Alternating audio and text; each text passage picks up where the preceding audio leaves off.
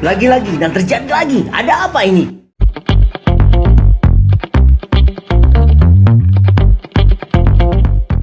Shalom sahabat terang kemuliaan, apa kabar kalian semua? Senang rasanya bisa berjumpa lagi dengan kalian semua. Kiranya damai sukacita Allah dan kebaikan Tuhan selalu bersama dengan kalian. Diberikan umur yang panjang, diberikan kesehatan sempurna, dan juga tentunya diberikan rezeki yang berlimpah, dijauhkan dari segala sakit penyakit dan mara bahaya. Jadi kali ini kita mau membahas kejadian yang viral di beberapa hari yang lalu ya, sekitar 3 hari yang lalu ya.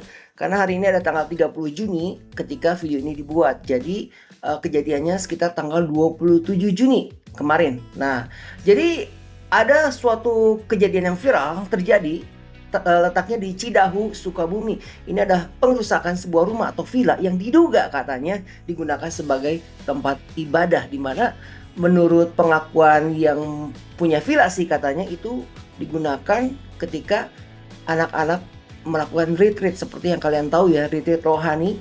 Kalau untuk orang yang Kristen mungkin sudah tahu, kalau non Kristen sedikit penjelasan bahwa retreat rohani itu adalah suatu wisata, di mana wisata itu kita tidak menyita banyak waktu ya, mungkin hanya 2 atau 3 hari saja, tujuannya untuk membina kerohanian mereka.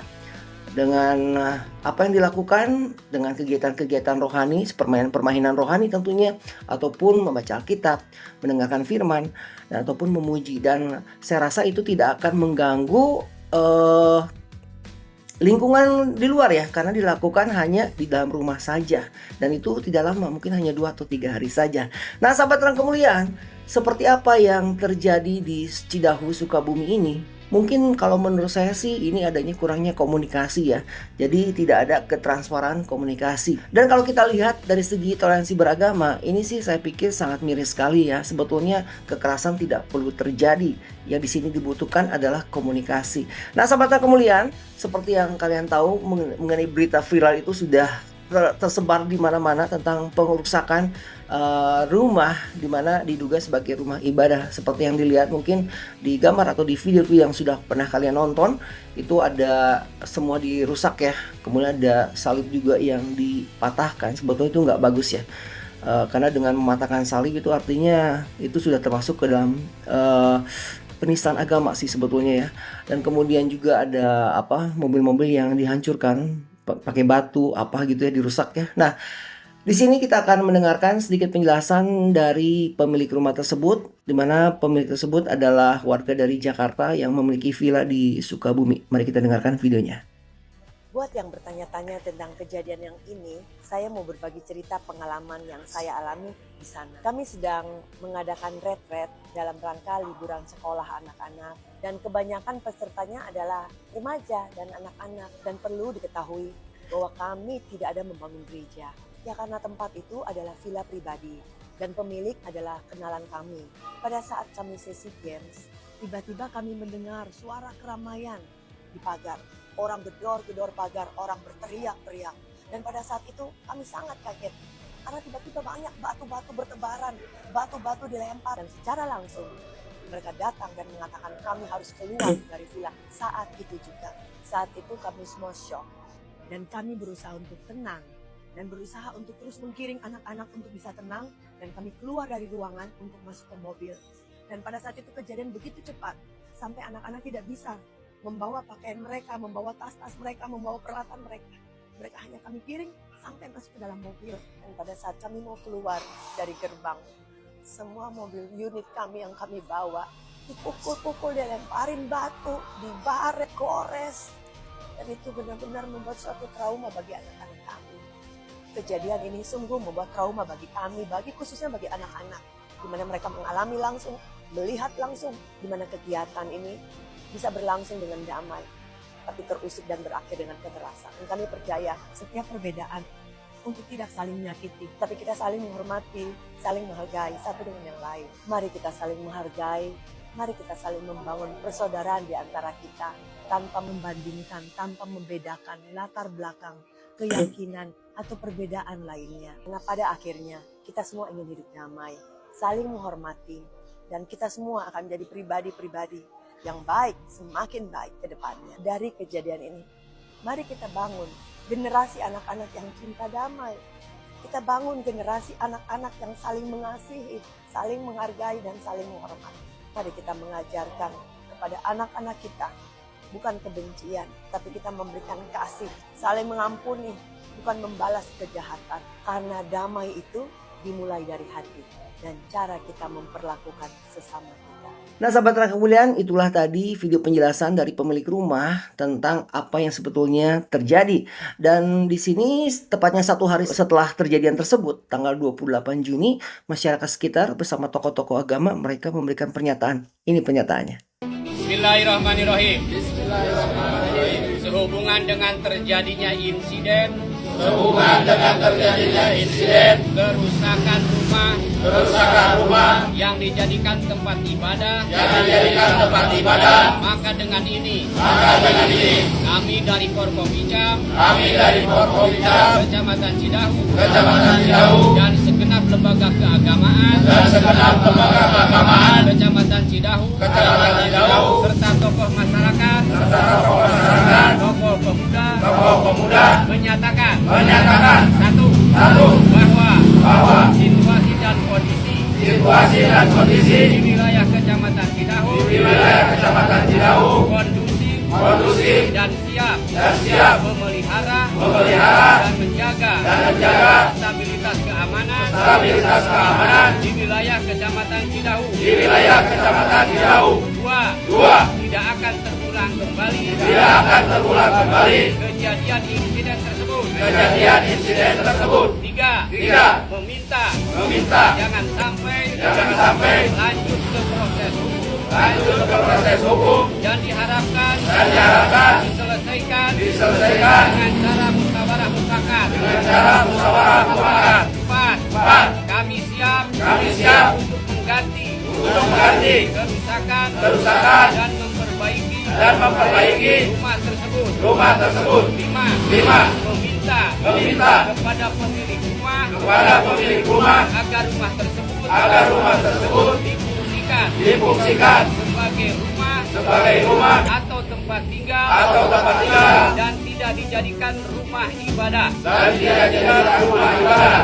6. Bahwa insiden tersebut bukan pengerusakan tempat ibadah.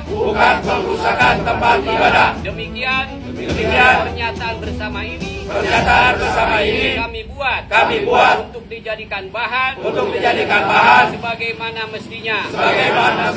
Cidahu 28 Juni 2025 yang menyatakan Forkopimda lembaga keagamaan, tokoh masyarakat, tokoh pemuda Kecamatan Cidahu. Terima kasih. Sahabat terang kemuliaan, itulah tadi video penjelasan dari pemilik rumah dan juga video pernyataan yang dinyatakan oleh masyarakat sekitar dan kelompok agama. Nah, bagaimana menurut kalian? Silahkan tulis komentar di bawah. Nah, sekarang saya ingin memberikan tanggapan atas tanggapan saya sendiri ya untuk peristiwa ini, dimana kita melihat dalam situasi ini secara prinsip hukum, moral, dan hak asasi manusia. Yang pertama, tindakan perusakan seperti ini dan kekerasan fisik ataupun psikis terhadap orang lain adalah pelanggaran hukum. Nah, merusak rumah dan simbol agama atau salib adalah tindak pidana perusakan barang yang tergantung dalam KUHP pasal 406. Nah, melempari mobil dengan batu hingga mengancam keselamatan orang lain, apalagi di video tersebut banyak anak-anak ya. Nah, itu termasuk dalam tindak kekerasan atau intimidasi. Kedua adalah di sini tidak ada pembenaran kekerasan dalam bentuk apapun dengan alasan apapun atas perbedaan agama atau dugaan pelanggaran administrasi. Kalau misalkan dianggap bahwa rumah tersebut tidak diperuntukkan untuk beribadah, itu adalah urusan administratif. Jadi harusnya diselesaikan secara administratif, bukan main hakim sendiri ya. Mungkin secara administratif bisa dilakukan melalui semacam denda ataupun semacam biaya. Nah, untuk masalah seperti itu di luar dari jalur kekerasan. Jadi tidak harus memakai kekerasan, bukan tidak harus lagi, mau tidak diperlukan kekerasan. Jadi di sini yang dibutuhkan adalah komunikasi antara si pemilik rumah dan juga warga sekitar. Apakah memang diperlukan biaya untuk kegiatan tersebut, atau mungkin ada kebijakan-kebijakan lain antara si pemilik rumah dan juga warga sekitar. Ketiga, Dengan kejadian yang terjadi seperti ini menggambarkan atau mencerminkan sikap intoleransi yang sangat besar di Indonesia. Mematahkan salib adalah penistaan simbol agama, sedangkan menegur kegiatan retreat Kristen melanggar kebebasan umat untuk beragama. Sedangkan meneror kegiatan retreat Kristen melanggar kebebasan beragama yang tentunya sudah dijamin oleh konstitusi. Lalu sebetulnya di sini pihak siapa yang salah? Di sini ada dua pihak yang tentunya harus bertanggung jawab. Yang pertama adalah pihak yang melakukan pengrusakan atau pengerusakan simbol agama dan intimidasi anak-anak jelas tentunya bersalah. Tindakan seperti itu tentunya adalah suatu tindakan kriminal menurut hukum Indonesia. Dan apapun alasannya, kekerasan massa tidak bisa dibenarkan. Lalu pihak yang kedua adalah aparat keamanan dan pemerintah setempat. Juga memiliki tanggung jawab, moral, dan hukum untuk ini.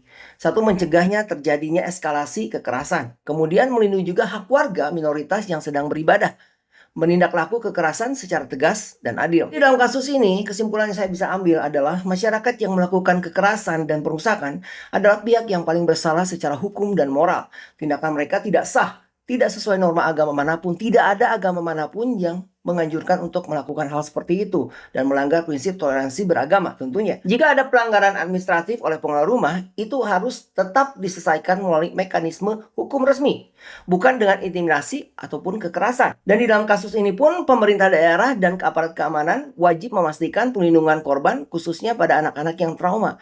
Kita bisa lihat tadi banyak sekali anak-anak yang terlibat ya. Dan kemudian juga penegakan hukum terhadap pelaku pengerusakan dan kekerasan ini. Dan juga mereka harus bisa menciptakan pemulihan suasana aman dan kondusif tanpa diskriminasi. Nah sahabat terang kemuliaan, tentang terjadinya kasus yang viral ini dan bahkan ini bukan sekali dua kali ya, suka terulang lagi. Saya rasa di sini masyarakat perlu lebih pintar lagi, lebih bijaksana lagi ya. Dan diperlukan di sini adalah komunikasi antara penyelenggara ataupun pihak yang terkait dengan pihak sekitar atau masyarakat, di mana terjadi persetujuan atau jadi mufakat tentunya ya. Dan di sini dibutuhkan juga kita saling bertoleransi dengan tinggi tentunya, di mana kita menghargai sesama umat untuk menjalankan ibadahnya masing-masing, asalkan tidak mengganggu masyarakat sekitar tentunya atau tidak mengganggu umum. Nah sahabat kemuliaan, bagaimana pendapat kalian tentang kejadian yang telah terjadi ini? Silahkan beri komentar kalian di kolom komentar, dan apa pendapat kalian atau apa ide kalian ke depannya? Bagaimana dan apa yang harus dilakukan agar ke depannya manusia-manusia Indonesia ini lebih bertoleransi dan lebih pintar tentunya ke depannya. Apapun yang terjadi ya, tidak dibenarkan adanya kekerasan. Masalah administrasi tentunya diselesaikan dengan administrasi. Jangan pernah main dengan kekerasan. Karena tentunya tidak ada agama di Indonesia ini yang mengajarkan untuk melakukan kekerasan terhadap sesamanya. Sahabat Terang Kemuliaan, sampai di sini video kita kali ini, dan jangan lupa dukung terus channel Terang Kemuliaan tentunya dengan cara apa? Dengan cara subscribe dan bagikan video-videonya kepada yang lain agar kiranya channel Terang Kemuliaan ini bisa menjadi berkat untuk orang banyak. Dan terima kasih untuk kalian semua yang sudah bergabung menjadi member dari channel Terang Kemuliaan. Itu artinya kalian ikut ambil bagian dalam pelayanan channel Terang Kemuliaan dan juga ikut dalam pertumbuhan channel Terang Kemuliaan ini. Dan untuk kalian semua yang belum bergabung menjadi member channel Terang Kemuliaan dan ingin berpartisipasi mendukung untuk pelayanan channel Terang Kemuliaan ini dan juga ingin mendukung untuk pertumbuhan channel Terang Kemuliaan ini, silahkan bergabung join menjadi membernya dengan cara lari ke beranda channel Terang Kemuliaan dan klik tombol join di sana. Dan jangan lupa follow TikTok dari channel Terang Kemuliaan. Sahabat Terang Kemuliaan, sampai di sini video kita kali ini, dan saya berdoa untuk kalian semua kiranya kebaikan Tuhan selalu bersama dengan kalian, diberikan umur yang panjang, diberikan kesehatan sempurna, dan juga tentunya diberikan rezeki yang berlimpah, dijauhkan dari segala sakit penyakit dan mara bahaya. Kita bertemu lagi di lain kesempatan. Tuhan Yesus memberkati.